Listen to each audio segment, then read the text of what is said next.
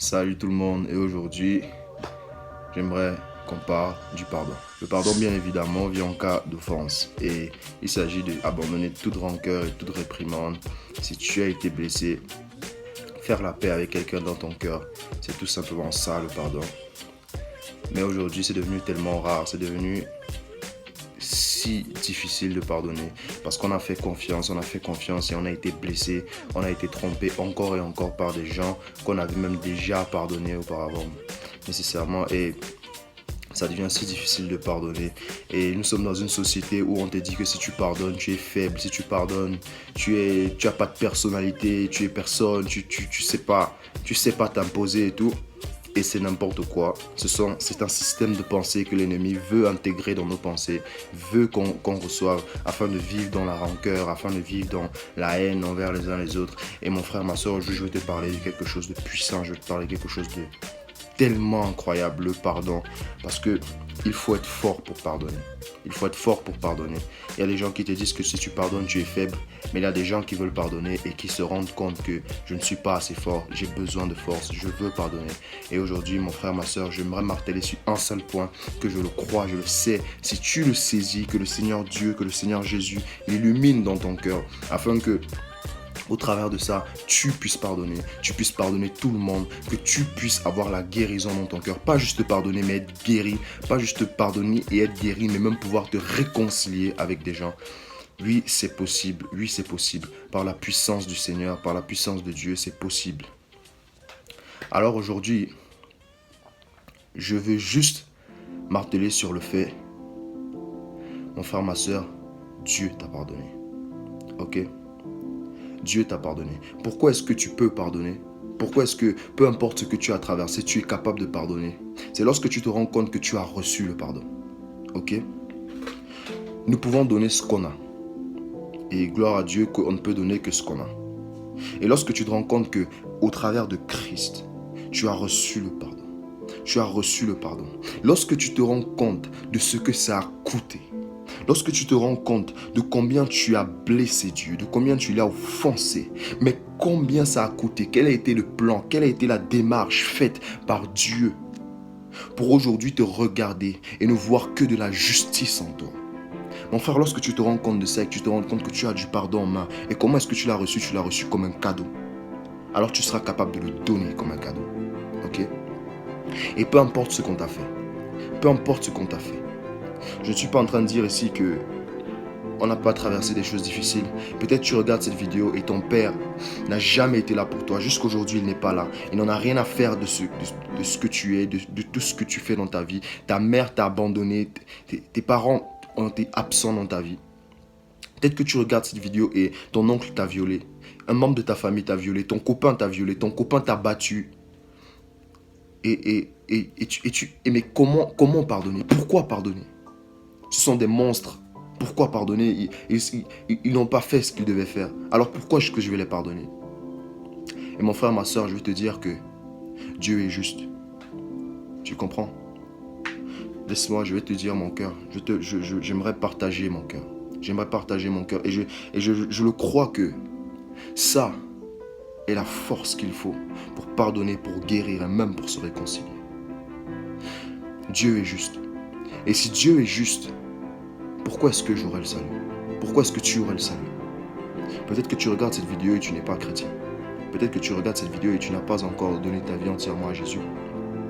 Et j'aimerais que tu restes. J'aimerais que tu l'écoutes. J'aimerais que ceci puisse te bénir. Et même peut-être qu'à la fin de la vidéo, tu décides de faire le pas. Parce que tu es pardonné de toutes tes fautes. Tu es une nouvelle créature. Dieu est juste. Et si Dieu est juste, pourquoi est-ce qu'un pécheur comme moi, pourquoi est-ce qu'un pécheur comme toi devrait aller au ciel, devrait avoir le salut, devrait être fils et fille de Dieu?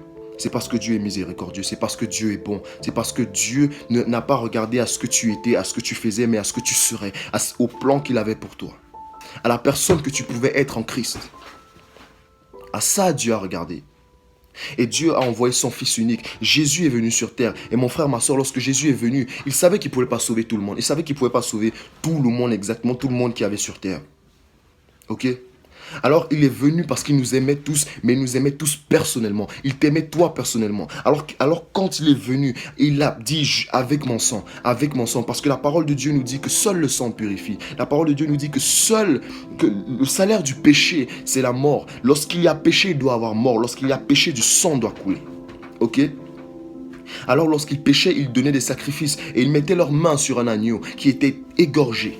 Et du sang coulait et cet agneau mourait à leur place. Et c'est ce que Jésus a fait. Jésus est venu. Et lorsqu'il venait, il ne disait pas, je vais mourir pour les mensonges de l'univers. Je vais mourir pour ton mensonge. Pour le mensonge de Solange. Pour le mensonge de Sandra. Pour le mensonge de Cyril. Je vais mourir pour cela. Ok? Il regardait à nous personnellement. Il regardait à toi personnellement. Ok? Aux offenses que tu lui as fait. Ok? C'était pas, je vais donner mon sang pour tous les mensonges.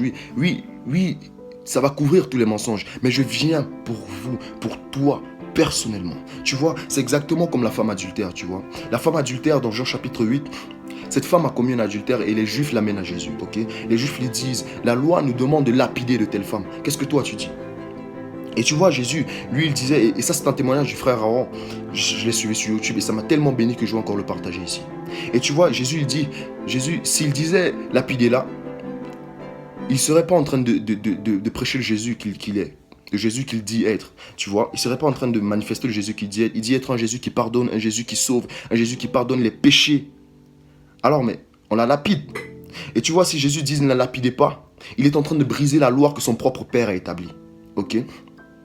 Alors, sur le coup, les Juifs, ils sont là et ils tendent un piège. Alors, la femme, elle a péché. Qu'est-ce qu'on va faire? Et tu vois, qu'est-ce que Jésus dit? Jésus dit déjà, si aucun d'entre vous, celui d'entre vous qui n'est pas péché, qui lance la première pierre. Et qu'est-ce qu'ils font? Tout le monde dégage, ok? Et ça, c'est nous en fait. On a blessé des gens. On a menti.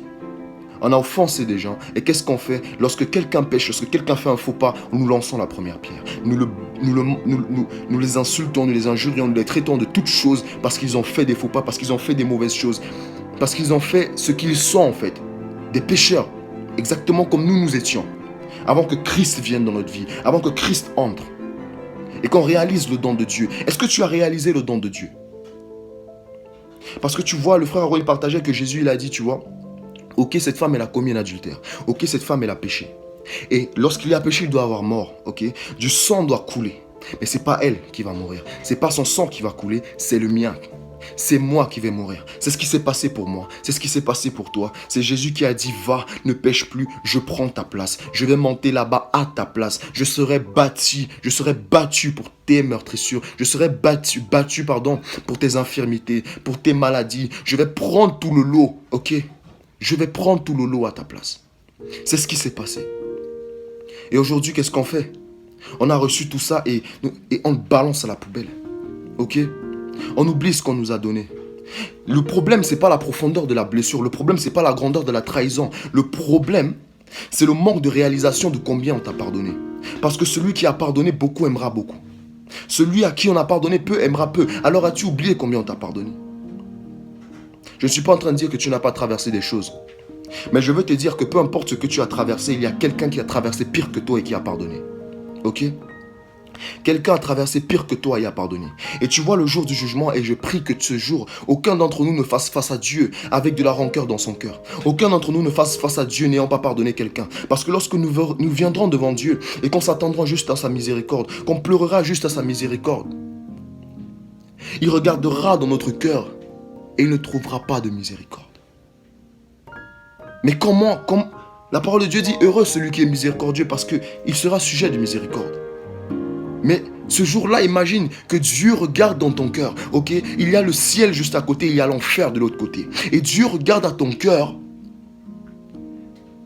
Et malgré ce que Jésus a fait, malgré ce que Christ a fait, malgré la miséricorde incroyable, totalement inimaginable qui s'est déversée sur ta vie, tu n'as pas su pardonner.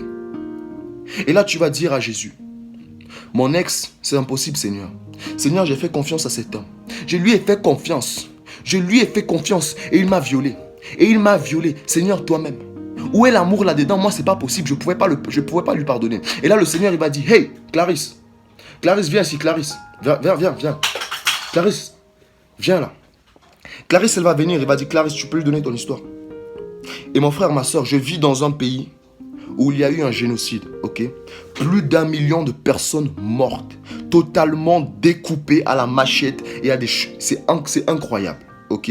Et tu vois, il y a une Clarisse qui vient. Et l'histoire que je vais juste donner un exemple là, et c'est un exemple, je le sais, je le crois, est vivant, ok? Tu vois, Clarisse, elle va dire, un soir, on a dîné avec notre voisin, ok? On était avec papa et maman, et puis le voisin, il est venu avec ses enfants, on a dîné. Et le lendemain matin, le voisin, il est entré avec une machette. Il a découpé papa, il a découpé maman, il a violé avant de la découper, il a violé mes soeurs, il m'a violé et il les a toutes découpées. Et moi, il m'a découpé, il a cru qu'il m'avait tué, mais il ne l'a pas fait. Je suis restée vivante. J'ai vécu. Et 10 ans plus tard, il était dans un tribunal. C'était le jour de son jugement. Et il était jugé. Il a pris perpète. Je suis allé dans sa cellule, je lui ai apporté à manger, je l'ai embrassé. Je l'ai embrassé, je lui ai pardonné. Je lui ai pardonné, je l'ai béni, je l'ai visité de temps en temps. Je l'ai visité, je l'ai aidé. Mon frère, ma soeur, il y a quelqu'un qui va donner ce témoignage devant toi. Et la vie de cette personne devient une condamnation pour toi. Je ne suis pas en train de dire qu'on n'a pas traversé des choses, écoute.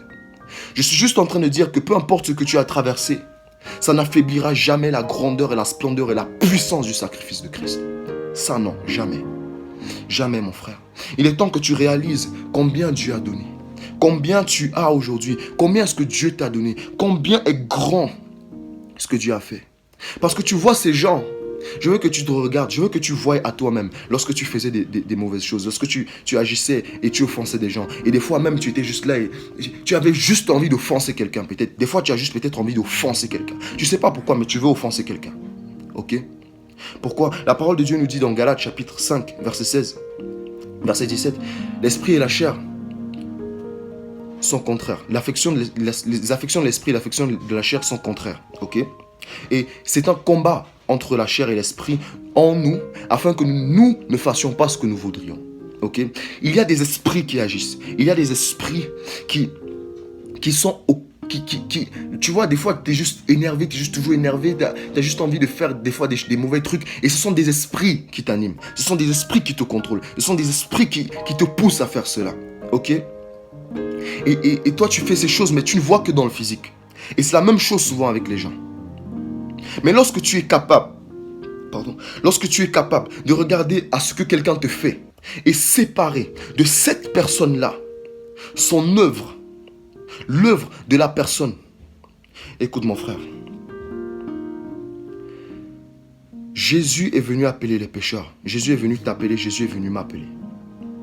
Lorsque tu es capable de regarder à quelqu'un qui t'offense, quelqu'un qui pêche contre Dieu dans ta vie, et tu le regardes et tu te rends compte, cette personne-ci, Jésus le veut. Le Jésus là, il est où? Il est en moi. Je suis son temple. Alors ok, tu m'offenses, tu veux me blesser, tu veux me faire ceci, je vais t'embrasser, je vais te donner de l'amour. Je vais te donner tellement d'amour que tu vas te poser des questions. Mais est-ce que ce gars, il n'est pas en train de me tendre un piège? Est-ce que tu te rends compte que le pardon peut transformer des vies? Le pardon peut transformer ta famille. Il y a des familles qui ne manquent pas d'argent. Ils ne manquent de rien. Mais ils manquent juste de pardon. Ils manquent juste l'amour. C'est tout ce qu'il manque. Et cette famille est totalement déchirée. Cette famille est totalement sans dessus-dessous. Parce qu'il n'y a pas de pardon. Parce qu'un frère dit à son frère, tu as fait ceci, tu as fait ceci. Tant que tu ne viens pas à mes pieds, je te rejette. Une mère dit à ses enfants, vous n'avez pas eu le temps de penser à faire ci et ça pour moi. Après tout ce que j'ai fait, après tout ce que j'ai été pour vous. Vous n'avez pas eu le temps. Et pour ça, qu'est-ce qui se passe? Cette maman, pas de pardon, division dans la famille. La vie de ses enfants sont bloquées à cause du manque de pardon. Et ses enfants sont bloqués. Elle-même, elle n'avance pas. Mon frère, ma soeur, je répète, je ne suis pas en train de dire que tu n'as pas traversé des choses. Je suis en train de dire que Christ est plus grand. Je suis en train de dire que la force est dans l'esprit de Christ qui est venu en toi et qui est prêt à entrer dans toi. Si tu peux dire, Seigneur Jésus, prends ma vie. Seigneur Jésus, prends mon cœur. Seigneur Jésus, pense les blessures de mon cœur. Je veux prendre ton joug. Je veux prendre ton joug. Prends mes blessures. Prends mes faiblesses. Prends ce manque de pardon. Il est temps que tu prononces le nom de tous ces gens à qui tu n'as pas pardonné. Et que tu dises au nom de Jésus, je déclare que je te pardonne. Je déclare que mon cœur est guéri. Je déclare que je t'aime. C'est le premier pas. Le déclarer avec ta bouche. Le dire. C'est le premier pas. Il est temps, mon frère, ma soeur. Il y a ce passage dans la Bible où Pierre demande à Jésus, combien de fois est-ce qu'on pardonnera? Est-ce que je pardonnerai à mon frère? 7 fois. Et Jésus lui dit, pardonne 70 fois cette fois. Ok? Une façon de lui dire, ne compte pas. Ne compte pas. Et Jésus donne cette parabole de ce maître qui avait un serviteur. Et ce serviteur devait un tas d'argent à son maître. Ok? On va dire 1 million d'euros, 1 million de dollars, 1 million de francs CFA. Il lui devait un tas d'argent. Ok? Et ce serviteur, il a dit, allez, vendez-le, vendez sa famille et tout. Et ce serviteur vient à ses pieds et dit, s'il te plaît, mon maître, sois patient, je te rendrai tout. Et le maître, ok, il bannit sa dette, c'est bon, vas-y, t'es libre, direct, vas-y. Et qu'est-ce qui se passe? Le serviteur, dès qu'il sort, il y a un compagnon qui le rencontre. Et ce compagnon lui doit une somme vraiment maudite comparée à la somme qu'on vient de l'effacer, à la dette qu'on vient de l'effacer. Disons, ce serviteur lui devait 1000 dollars, ok? Et qu'est-ce qu'il fait? Il étrangle ce compagnon. Ce compagnon qu'il devait. Il étrangle ce compagnon. Il le fout en prison jusqu'à ce qu'il ait payé la dette. Et qu'est-ce qui se passe? Ceux qui travaillent pour le roi voient ça et ils sont profondément attristés. Et le roi ramène ce serviteur et il lui demande, ne pouvais-tu pas avoir pitié de ce compagnon comme j'ai eu pitié de toi? C'est exactement... Dieu nous a pardonné tellement de choses. Tellement de choses. Et si tu gardais tes yeux sur combien on t'a pardonné, tu verrais combien ce qu'on te fait est si petit. Si petit. Si petit. Tellement petit. Mon frère, ma soeur.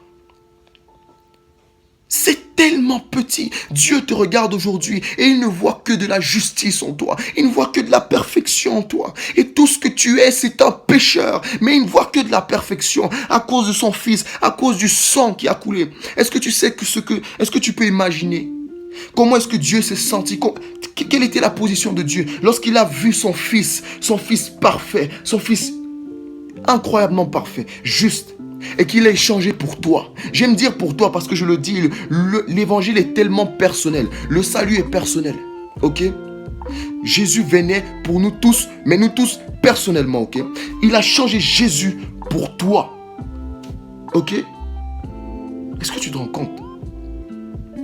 Et nous aujourd'hui, des fois même lorsqu'on pardonne, on aime se mentir à nous-mêmes. On aime faire du faux pardon. On dit à quelqu'un, voilà, je t'ai pardonné, mais on ne l'a pas pardonné. Je l'ai pardonné, mais non.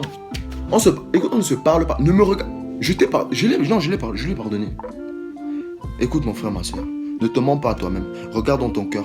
Éprouve du vrai pardon. Parce que tu vois Dieu, tu ne peux pas lui mentir. Le jour du jugement, il regardera dans ton cœur. Et tous les secrets de ton cœur seront mis à nu. Et tous ces gens que tu dis avoir pardonné, mais dans ton cœur que tu craches dessus, ce jour-là, tout sera déclaré. Ce jour-là, ce sera déclaré. Et je ne suis pas en train de dire que, écoute, pardonne, mais je ne suis pas en train de dire que il faut se réconcilier avec tout ce qu'on pardonne. La réconciliation, c'est une autre chose, ok? Et lorsqu'il vient de la réconciliation, avec ta famille, je veux le dire déjà, avec ta famille, autant que tu le peux, c'est obligatoire. Ok? Tu dois te réconcilier avec tous les membres de ta famille.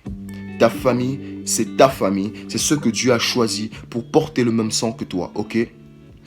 Celui qui ne prend pas soin de sa famille est pire qu'un infidèle. C'est la parole qui le déclare. Tu dois être réconcilié avec ta famille. Après, en ce qui concerne les amis, les gens qu'on a connus, ok, si quelqu'un m'a blessé, et cette personne, il ne change pas, je lui pardonne, mais à quoi bon recoller avec lui? Cette personne, elle n'a pas changé. Cette personne, elle va certainement te reblesser, elle va certainement te ramener dans des troubles et tout. Mais tu vois, une chose que je veux déclarer des fois, c'est quoi? C'est que des fois, on est beaucoup plus mené par notre chair encore lorsqu'il advient à la réconciliation. Écoute, des fois, même lorsque quelqu'un n'a pas changé, si tu écoutes l'esprit, c'est possible que Dieu veut que tu te rapproches encore de cette personne. Pas parce que cette personne écoute par exemple, tu as un frère en Christ et tu vois, il advient qu'il fasse une chose vraiment débile contre toi. Dieu peut bel et bien vouloir que tu reviennes près de cette personne, malgré qu'il t'ait blessé. Parce que des fois, tu vois, il y a peut-être quelque chose en nous que Dieu nous appelle à déposer dans la vie de quelqu'un. Et tu dois pas mettre cette personne au loin de toi. Il faut que tu l'amènes là, que tu la déposes dans sa vie. Et même peut-être après, elle viendra la séparation. Parce que ce que je vais déclarer souvent, c'est, tu vois, tu peux pas, frère, tu peux pas passer 2 ans avec quelqu'un. Cette personne est adorable. Cette personne est présente. Cette personne est là dans ta vie. Et il advient qu'un jour, cette personne fasse une chose vraiment débile, vraiment super débile. Ok, c'est vraiment débile, non mais sérieux. Et tu fous cette personne hors de ta vie et tu prends cette chose-là pour qualifier toute cette personne. Écoute, oui, des fois les gens font des erreurs. Mais est-ce que ce qu'il a fait efface les 2 ans, efface l'année, efface les 3 ans qu'il a passé avec toi, où il était adorable, où il était présent, où il était attentionné? Est-ce que le mal qu'il a fait efface tout le bien qu'il est? Non. Oui, elle a vraiment fait quelque chose de... Je ne peux pas supporter ça, c'est incroyable. Comment est-ce qu'elle a pu me faire ça? Mais est-ce que ça efface tout le temps où il a été une personne magnifique pour toi? Et si Dieu, lorsqu'on péchait, nous disait, ok, tu as péché, je te pardonne, mais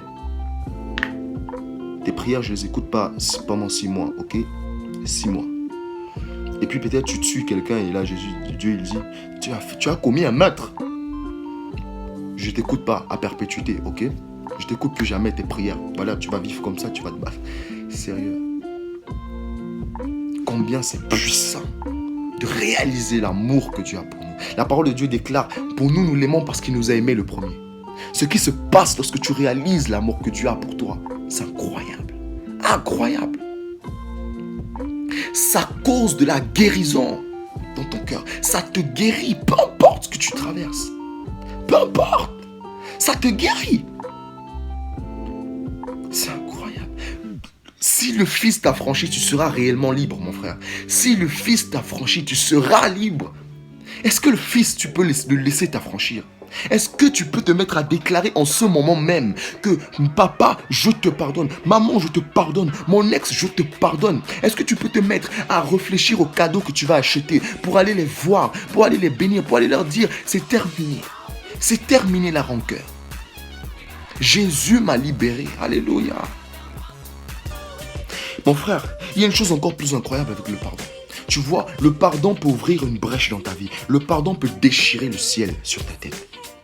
Le pardon bouge Dieu. Tu vois, il y a ce passage dans la Bible où, voilà, cette histoire très célèbre de Dieu qui apparaît à Salomon. Ok? Dieu apparaît à Salomon. Et comment ça se passe en fait? Salomon dans 1 Roi, chapitre 3, la parole dit qu'il allait voir Pharaon, il s'est allié à Pharaon pour son mariage. Et plus bas, il a offert un sacrifice de 1000 holocaustes à l'Éternel. Ok? Et c'était d'un cœur d'action de grâce au Seigneur. Voilà, tu m'as mis roi, tu m'as vraiment, Dieu a gardé ses promesses, Dieu l'a béni, Dieu a établi le fils de David roi et tout. Il offre un sacrifice de 1000 holocaustes à l'Éternel. Et qu'est-ce qui se passe? L'Éternel lui apparaît. Et l'Éternel lui dit, vas-y, demande-moi ce que tu veux, je le ferai. Cette histoire très célèbre, on aime l'écouter et tout. Et Salomon lui demande la sagesse et tout et tout. Et l'Éternel lui apparaît. L'Éternel se déplace. L'Éternel lui apparaît. Ok, qu'est-ce que tu veux? Et c'était pas la seule fois. C'était lorsque Salomon a bâti la maison de l'Éternel que l'Éternel lui apparut une deuxième fois. Et ça, c'était dans 1 Roi chapitre 8. L'Éternel, Salomon a offert un sacrifice incroyable à Dieu. 22 000 brebis, 120 000... Pardon 22 000 bœufs, pardon, et 120 000 brebis à l'Éternel. Incroyable. Et c'était dans le cœur d'action de grâce au Seigneur, un sacrifice super grand. Et ce qui se passe, c'est que l'Éternel lui apparaît une deuxième fois dans 1 Roi chapitre 9. Et l'Éternel lui promet d'être présent de cœur avec ses yeux dans cette maison. Et tu vois, mon frère, ce qui se passe dans le Nouveau Testament, c'est quoi? Jésus déclare, ok? Jésus déclare dans Matthieu chapitre 5, versets 23 à 24. Si donc tu présentes ton offrande à l'autel et que tu te souviennes que ton frère a quelque chose contre toi, laisse là ton offrande devant l'autel, ok? Laisse là ton offrande devant l'autel et va d'abord te réconcilier avec ton frère, puis viens présenter ton offrande. Écoute, ce passage est en train de nous dire quoi? Tu vois tous ces sacrifices que tu peux faire, toutes ces choses que tu peux faire pour Dieu. Lorsqu'il regarde dans ton cœur et qu'il voit de la haine, de la rancœur, tout ça, ça devient nul. Tout ça, ça devient nul. En fait, ce cœur-là est capable de déplacer Dieu, même sans les sacrifices. Ce cœur de miséricorde, écoute ça mon frère. Matthieu chapitre 9, verset 13. Allez et apprenez ce que signifie « Je prends plaisir à la miséricorde et non au sacrifice, car je ne suis pas venu appeler des justes, mais des pécheurs. » Miséricorde, non sacrifice.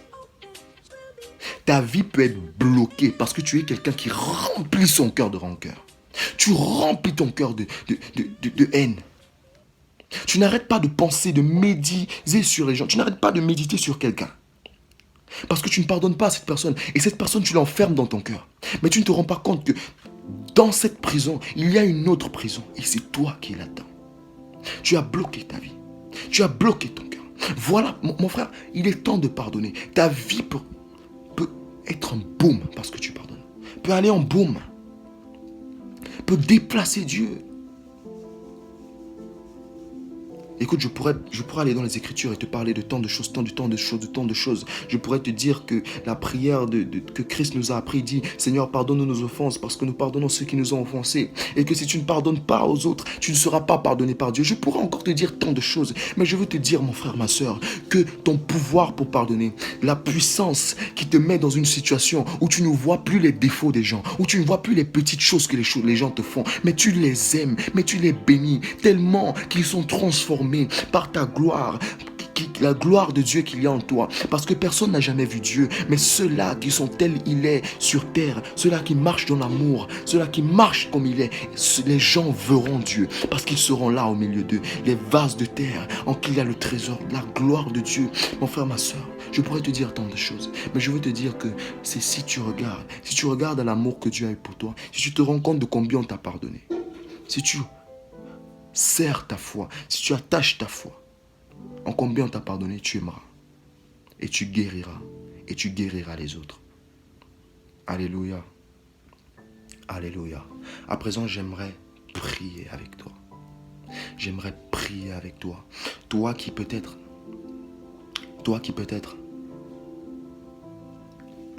veux pardonner.